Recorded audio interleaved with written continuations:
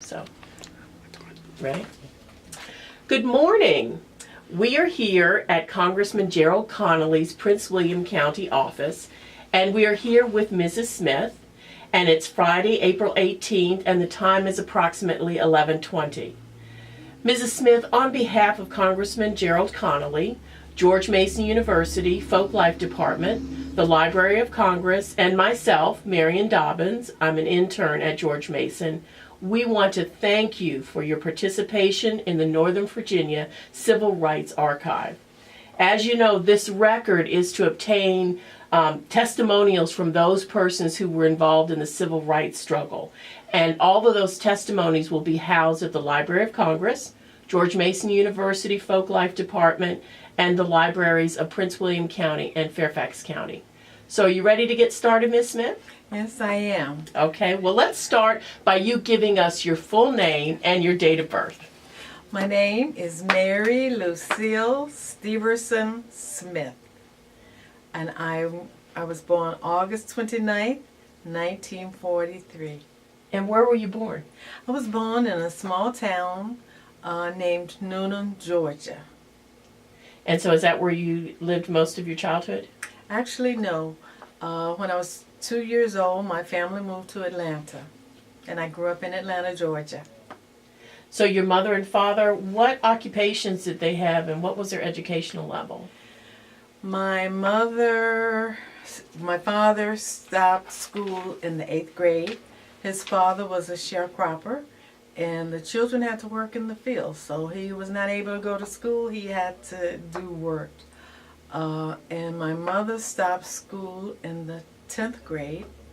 She became pregnant, and back then you didn't go to school when you were pregnant, and I'm the child that she had. And the occupation, eventually my father became a carpenter and built houses, and later he moved on to become a minister. He studied at Morehouse College. They had a non-certified program, and he was a part of that, and he went on to be a minister, and he pastored churches in rural Georgia that met only one Sunday a month. So he pastored 4 different churches. My mother started out working at a cafe washing dishes. She moved from that to babysitting in people's homes, and she moved from that to cleaning houses. And what she did was she cleaned a separate house 5 each day of the week. And one of the families that she worked for really loved her, and they set up a Social Security account for her, which is very valuable now. My mother is still living. On August 29th, she will be 90 years old. Praise the Lord, that's wonderful. Yeah. So what was life like growing up in segregated Georgia? Well, of course, if you don't know any different, what you come up with is just accept it. At our house, though, my parents were not very political, and we didn't talk about discrimination a lot. We knew when we rode the bus, which was very rare because we walked everywhere. We were poor and we walked. But we knew when we rode the bus, we had to go to the back of the bus. And you're talking about schools, right? Well, you can go ahead. Okay. You can talk about your school. At our school, I grew up in all black schools. The teachers were black and all the students were black. The teachers loved the students and the students loved the teachers. We didn't see a lot of favoritism, a lot of unfairnesses. In school, during my entire, from kindergarten to 12th grade, there was only, we did fist fights. I participated too. But there were no shootings, and only one person was stabbed in my entire school life. And I look at what's going on in schools today, it was very different from today. And since the teachers loved the students, they looked out for them, and the smartest students were recommended for scholarships, and quite different from today. So do you feel because it was an all-black school that there was a better sense of community? Um, I I feel in the black community we were more together than we are today. And one thing about the schools, especially our high school, our books came from Henry Grady. That was a school not far from us. So and when they got new books, we got their old books. This was a white school? Yes, an all-white school. Some of the desks and chairs came to us. They were all marked up, and we know that we were getting the things that they had had. So what was leisure like? Going to restaurants or movie theaters? What was that like in Georgia? I remember my family going to the movie one time in my whole life. We didn't have a lot of money, and things that we could not afford, we just did not do. We would play outside, get a ball, and the garbage can was the bat. The garbage can lid was the bat. We didn't have a lot of resources, and as I was thinking about that, this question before the interview, I remembered that we didn't have soap operas, we didn't have TV, but we had soap operas on radio, and I remember listening to Just Plain Bill and Stella Dallas, and that was back in the early 50s, so it was different, but and where I grew up, the house that we lived in, it was a great big house, and there were 5 families in there. And actually, when we moved there, I had an aunt who lived upstairs. It was like 2 stories, and we were it wasn't a basement, but it was the ground floor. And we had 2 rooms. We had a bedroom, and we had a kitchen, and we shared the bathroom with 3 other families. So my sister and I slept on a rollaway bed, and my mom and dad was in the bed, and every morning we rolled up our bed. So we were very, very poor. So did your father or anyone that lived in this house own the home, or was this owned by a white person? It was owned by a white person who came to collect the rent. Yeah, he would come by to collect the rent. And my mother had insurance policies, and so the insurance policy man was white, and he would come by our house to collect the payment.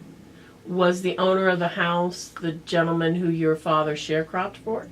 No, that was my father's father, who was a sharecropper. Okay. And my father never did that, other than as a child for his father. Okay. Yeah. In your lifetime, did you ever experience any violence as far as like KKK activity or anything like that? No, we did not. It was almost like the black stayed in their area and the white stayed in their area. Now, my dad was a tough little cookie, even though my father's father was a minister as well. He owned a rifle and he had a gun. And I believe if the KKK had come to our house, he would have shot at them. They probably would have killed him, but he would have fought. But where we were, we felt safe to walk around at night, and we just didn't have, I mean, we were poor and we lived in poverty, and sometimes if you don't know what other people have, then, you know, you're okay. So we were kind of okay. So would you go into a major town like on the weekends to go shopping or anything like that?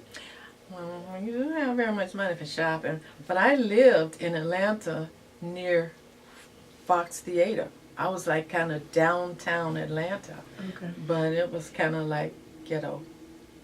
Yeah. So when you would go downtown to do anything, did you more or less go later in the evening, or it didn't matter? Sometimes we would go downtown to buy stockings. That's probably about it. And when I was 16, my mother bought me a sewing machine, and so I learned to sew. But I mean, we were poor. The people that my mother worked for would give her clothes, and that often they would fit my sister and myself. And then when school began, I had one of the ladies who lived in the house had a niece, and she would clean out her closet, and so that was the way we got our school clothes. And sometimes they might have a zipper torn out or a button off, but since I know how to sew, that worked. Did a lot of people in your community share homes like the way that you and your family did? Yeah, I think so. On the block. Now there was a house next to us that was owned by a black lady, and she had roomers in her house to help pay for it. How close were you to white residents? Like Peachtree, Piedmont, and they were down further, like Ponce de Leon, which was farther.